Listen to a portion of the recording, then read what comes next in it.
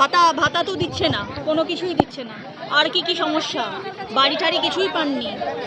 কিছু পাননি না। আমার নামে ইন্দির বিকাশ আসছে বলছে 5 বছর, কিন্তু আমি পাচ্ছি না। আচ্ছা, আমাদের ঘরে বানার এজবেস্টার ভেঙে দিচ্ছে, জলও পড়ছে, হাঁড়ি কড়া যেখানে যে বসাচ্ছি সব। মুখ্যমন্ত্রী তো বলেছিলেন, মমতা বন্দ্যোপাধ্যায় তিনি তো বলেছিলেন যে সবাইকে বাড়ি দিয়েছি, সমস্ত সবাইকে ভাতা দিয়েছি। পেয়েছে পেয়েছে, আমাদেরকে দেয় না। তৃণমূল বেছে বেছে যারা তৃণমূল করে কেউ তাদেরকে ভাতা দেয়, ওদের আবাস যোজনা দেয় না। আর যারা বিজেপি করে তাদের বিজেপি যারা করে তাদেরকে মিথ্যা কেস দিয়ে জড়িয়ে দেখে। এরা গণতন্ত্রের নামে একনায়তন্ত্র চালাচ্ছে, এরা লুট লণ্ঠন করছে। এদেরকে আর মানুষ চাইছে না। মানে খুব অতি সত্বর এদেরকে ইয়ে থেকে সত্তা থেকে সরাতে হবে। আর বিজেপি এলে সবাই যেন আর সরকারি পরিষেবা পুরো পাবে আর সরকারি যোজনা পাবে। ঠিক আছে? না না, এ আমার বড় ছেলে, হ্যাঁ, এও পায় না। এ কিছু পায় না। না না আমাদের না না আমাদের মানে বিকা ইয়েও নেই, ঘর কিছু নাই। অথচ আমাদের দেওয়ালে প্রতিজন মারা, এই যে ঘরটা পুরো দেখুন সে মারা আছে, বুঝলেন? ঠিক আছে, দেখি না বলার কিছু নাই, সবই ঠিক আছে।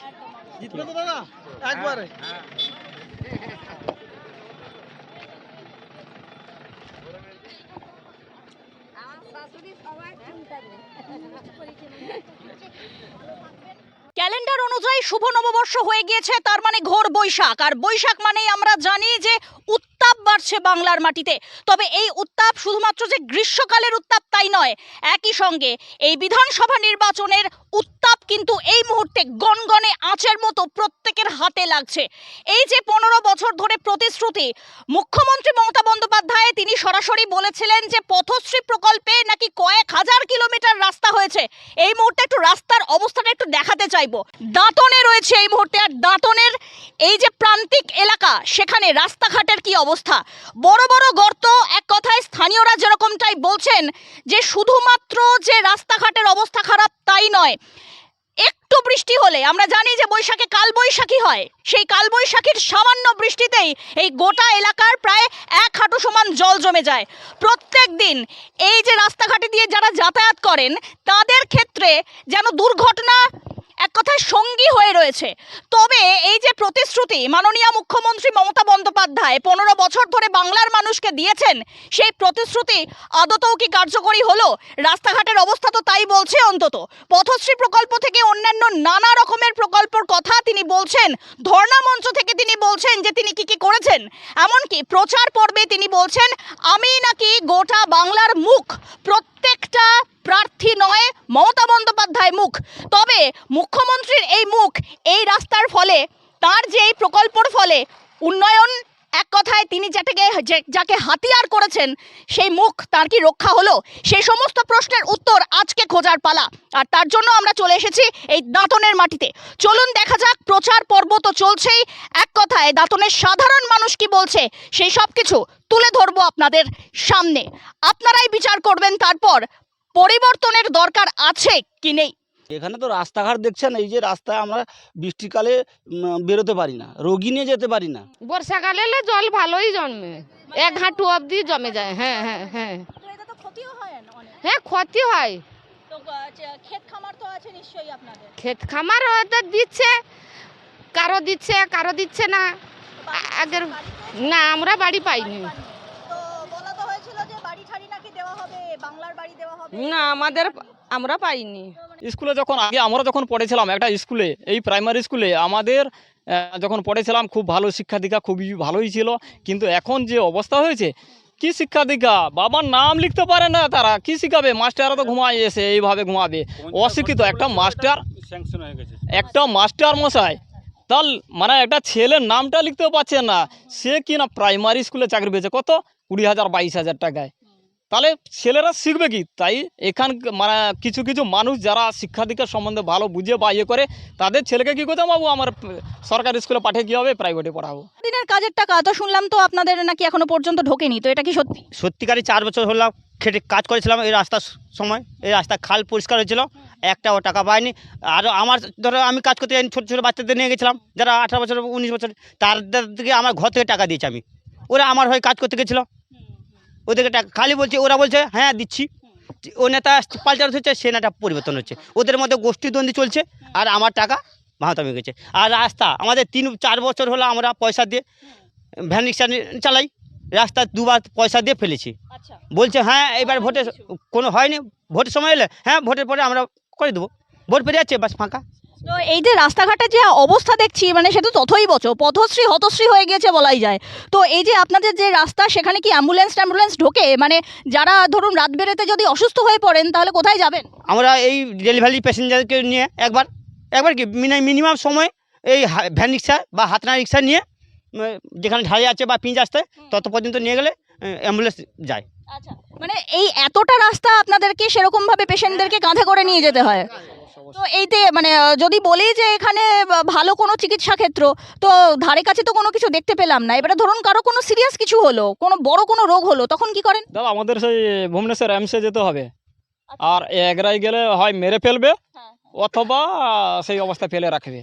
কোনো বড় কোনো ডাক্তার নেই, একটা এমডিএ নূপুর দাস ছাড়া দাস কেউ নেই। আমি এগরা সুপার হসপিটালে যাই, দেখেছি, তারপরে বলা এখানে এসে কোনো লাভ নেই। আমাদের খন্ডরি আমাদের এর মধ্যে পড়ছে, ব্লকের মধ্যে, সেখানে কোনো ডাক্তারই নেই, এমন অবস্থা। আর যাওয়া মানে ভাববেন যে আমি হয় মরে আসবো, নাহলে তার চেয়ে বেশি রোগ হবে। এমপি জুন মালিয়া তিনি তো বলেছিলেন যে চিকিৎসা ব্যবস্থা নাকি বিশাল উন্নতি হয়েছে। দিদিভাই আজকে এমপি জুনিয়র আজ অব্দি এসেছেন, একবার দেখেছেন? কোনো দিনও আসেনি, না না না একবারও আসেনি। উনি কি কাজ করবেন? উনি সেই সিনেমায় ইয়ে করবেন, আদার্স কোনো উনার ইয়ে নেই। মানে আপনি বলছেন এই নামটাই প্রথমবার কানে শুনলেন? তাই এই জুনমাইল নামটাই কানে শুনেছি, ওনাকে চোখে দেখতে পাইনি, মানে যে এমপি হয়ে তিনি কোনোদিনও এলাকায় আসেন? কোনোদিনও আসেনি। তিনি তো অনেক প্রতিশ্রুতি দিয়েছিলেন যে এই করে দেবো সেই করে দেবো, অনেক নাকি উন্নয়ন করবেন, অনেক কিছু করবেন। শুনুন, প্রতিশ্রুতি অনেকে দিয়ে যান।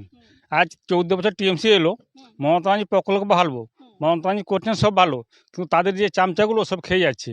হ্যাঁ, 14 বছর টিএমসি এলো, আমাদের এখানে 100 ফ্যামিলি বাস করে, 100 ফ্যামিলির মধ্যে 104-এ 400টা ভোট একটা পাড়ায় আমরা, কিন্তু আমাদের এখানে 14 বছর 14 ফুটের ঢালাই হয়েছে, আর কোনো উন্নয়ন হয়নি। আমরা চাকরি পাচ্ছি না, বেকার ঘুরছি। এই যে বলেছেন এই যে বেকার ভাতা ইয়ে ভাতা দিবেন, যুবশ্রী, হ্যাঁ যুবসাথী দিবেন বলেছেন, তারপরে 15,000 টাকা দেয়, 1500 টাকা আর কি যুবশ্রী, তো সেটাতে হ্যাঁ, কিন্তু সেটা সব ভুল, কাউকে দেওয়া হয়নি। এখন ভুল নম্বর বলছেন। এখন এই যে বলা হয়েছে দেওয়া হবে, কিন্তু যখন আমরা এখন চেক করতে যাচ্ছি বলছে ঢুকে গেছে, যখন আমরা এখন চেক করছি তখন দেখছি কি না অ্যাকাউন্ট নম্বর ভুল আছে, সব ভুল দেখিয়ে দিচ্ছেন আর কি। দেখতেই পাচ্ছেন যে শিক্ষা থেকে স্বাস্থ্য সমস্ত কিছুই এই যে প্রান্তিক এলাকার মানুষরা, তারা আসলে এক কথায় বলাই যায় যে তাদের হাত পুরোপুরি খালি। তারা এবারে কি চাইছেন সেটাই কিন্তু এই মুহূর্তে সব থেকে বড় প্রশ্ন হয়ে উঠছে। আর রাস্তা প্রচণ্ড বর্ষাটি দিনে প্রচণ্ড খারাপ, গাড়ি বাচ্চা টাচ্চাকে নিয়ে যে মোটর সাইকেলে যাবে সেও পারবে না, প্রচণ্ড অবস্থা খারাপ এই রাস্তা। আমি কাপড় পরতে পারি না, 90 পরি।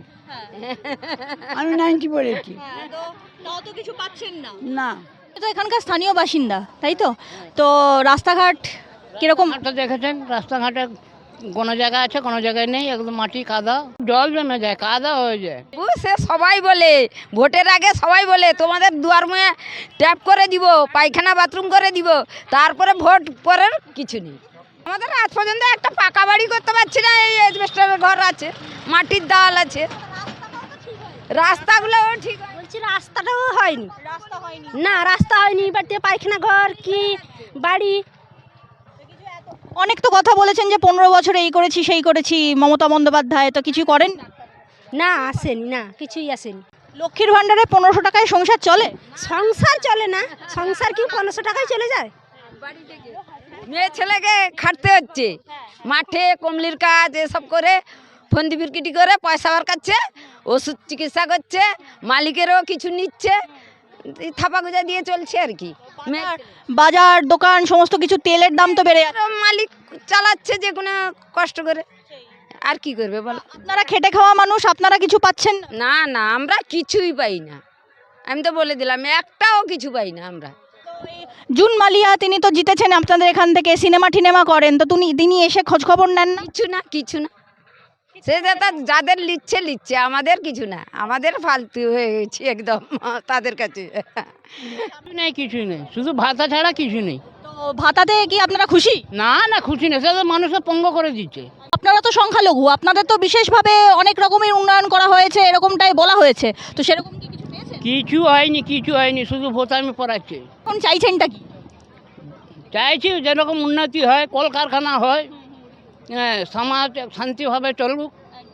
তো চাকরি বাকরি ছেলে মেয়েদের কিছুই কিছু নেই। কোনো পরিবর্তন চাইছি। আদিবাসী যারা রয়েছেন, প্রান্তিক আদিবাসী সম্প্রদায়ের যারা মানুষ রয়েছেন, তারা কি আদৌ তাদের প্রাপ্যটা পেয়েছেন? সেই সমস্ত কিছুই এখন খোঁজার পালা। চলুন যাওয়া যাক। যে হয় যে এই যে সমস্যা এরকম চলছে, নাই কো এখানে দেখে কি করব। আর বাড়ি বি পাইনি আমি একলা, আমি একবারে অসহায়। আমার বাড়ি বি আমি আজ পর্যন্ত পাইনি, আমাকে কেউ দেয়নি। যার পাকা বাড়ি তার আবার সে ডবল পাইছে, কিন্তু আমি পাইনি। আমার যে বাড়ি নেই, কার্তিক মাস নু মানে বাড়ি ভাঙিছে, বহু কষ্টে বহু দুঃখে কি আমি বাড়ি করছি। আমার দুটা যা মানে স্বামী নেই, আমার যার বি স্বামী নেই, আমার বি স্বামী নেই। সে বাইরে রয়, খাটিগুলোকে ধরে খাই আর কি। কোনো রকম আমি ঘরটাই আছি, আর কি করবা। তো ভাঙাচোরা বাড়ি পাননি বলছেন, রাস্তাঘাটের অবস্থাও ভাঙাচোরা, তো চলছে কিভাবে? কি করবা আমি এখন, কোন কাই যাবা? আমাকে যদি কিছু নাই দেয়, নাই এ করে আমি কি করবা? সেরকম যেরকম ওই চলতেই যে সেরকম সব জায়গাটে আছে বাইরে, সব যাহুদি পাঠায়, হাট বাজার করি খাই। তো আপনি তো এখানকার আদি বাসিন্দা, আর কি বলা যায় যে আদিবাসী বাসিন্দার এটকার, আমি একদম এটকার বাসিন্দার, কিন্তু নাই দিনে বাড়ি তো কত দিনও নেই দেইনি, কাগজপত্র জমা বি দিচ্ছি, সবু কিছু করছি, কিন্তু যদি নাই পাই, নাই দেয়, তো কি করবা আমি? না না। তো আদিবাসীদের নিয়ে তো অনেক কথা বলেছিলেন মমতা ব্যানার্জি, যে উনি নাকি অনেক কিছু দিয়েছেন, তো কিছুই পান না। যে তার পাইছে, আমি তো আর পাইনি কিছু। আমার ঘরটা কিছু মেলেনি, আমার দুটা যা একবারে অসহায়, একদম অসহায়, কিছুই পাইনি। দিদি, এই তো দেখতে পাচ্ছি যেরকম যে একদম প্রান্তিক আপনারা আদিবাসী সম্প্রদায়ের মানুষজন, তো আদিবাসী সম্প্রদায়ের মানুষজনের জন্য তো মমতা বন্দ্যোপাধ্যায় বলেছিলেন তিনি নাকি বহুত কিছু করেছেন, অনেক কিছু দিয়েছেন, সেসব কি পেয়েছেন? না না, কিছু পাইনি। তো আদিবাসীদের কোনো উন্নয়ন হয়নি? উন্নয়ন হয়নি। আরও আদিবাসী মহিলা আমাদের যে দ্রৌপদী মুর্মু, ওনাকে অসম্মান করা, দেখতে ভালো না, ভালো না, এইগুলো করে কুৎসিত মানে ভাষায় গালাগালি করে, সেই জন্য আদিবাসীদের কোনো সম্মান নেই ওনার কাছে। আমাদের এই ভাতা দরকার নেই, আমাদের কাজ দরকার, নারী সুরক্ষা দরকার, চাকরি দরকার। আমাদের ঘরের ছেলে ঘরেই থাকবে, এখানে যেমন কাজ করতে পারে, সেরকম শিল্প দরকার। তাহলে এখন চাইছেনটা কি? পরিবর্তন। রাস্তার তো বাবারে, রাস্তার তো একদম সেই বিশাল মানে খানা খন্দ এটা ওটা, তো এই রাস্তা দিয়ে যখন রাত বেরাতে যদি কেউ শরীর টরীর খারাপ হয়, তো তখন যান কি করে এই রাস্তা দিয়ে?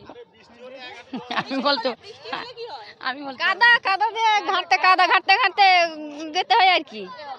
তা মমতা বন্দ্যোপাধ্যায় তো আপনাদের তো এই লক্ষ্মীর ভান্ডার টান্ডার দিচ্ছে, তো এই 1500 টাকায় সংসার চলে না, চলে না।